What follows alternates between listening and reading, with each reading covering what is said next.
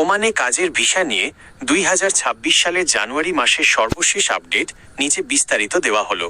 বাংলাদেশিদের জন্য ওমানের শ্রম বাজার বর্তমানে একটি পরিবর্তনের মধ্য দিয়ে যাচ্ছে। বাংলাদেশিদের জন্য ভিসার বর্তমান অবস্থা: আংশিক শিথিলতা।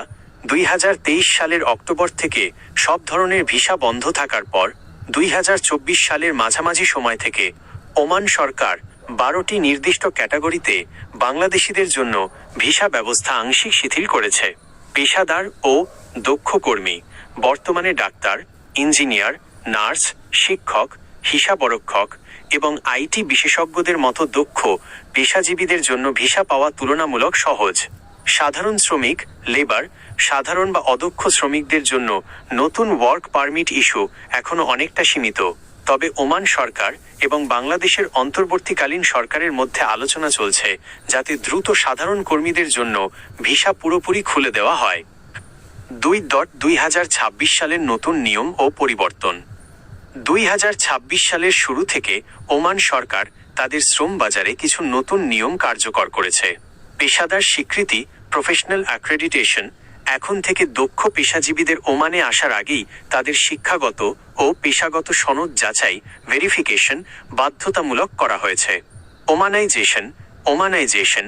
ওমান সরকার প্রায় 200টিরও বেশি পেশায় প্রবাসীদের কাজ করা নিষিদ্ধ করেছে, যেমন কিছু নির্দিষ্ট ম্যানেজমেন্ট ও অ্যাডমিন পোস্ট, যাতে স্থানীয় ওমানিরা সেখানে কাজ করতে পারে।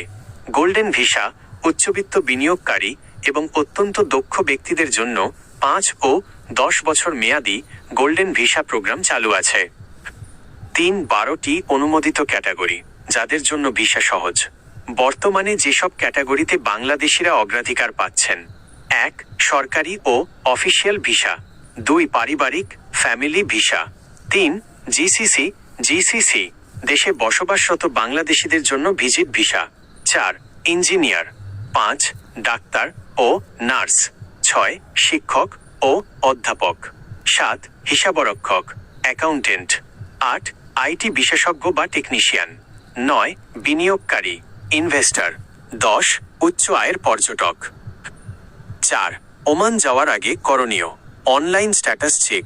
ওমান রয়্যাল পুলিশের ROP অফিসিয়াল ওয়েবসাইট বা ICP স্মার্ট সার্ভিসেস থেকে ভিসার আবেদন চেক করুন। সতর্কতা: ওমানে বর্তমানে ভিজিট ভিসায় গিয়ে সেটিকে কাজের ভিসায় পরিবর্তন করা আগের চেয়ে অনেক কঠিন এবং ব্যয়বহুল। তাই নিশ্চিত কাজের অফার বা বৈধ ওয়ার্ক পারমিট ছাড়া দালালের খপ্পরে পড়বেন না।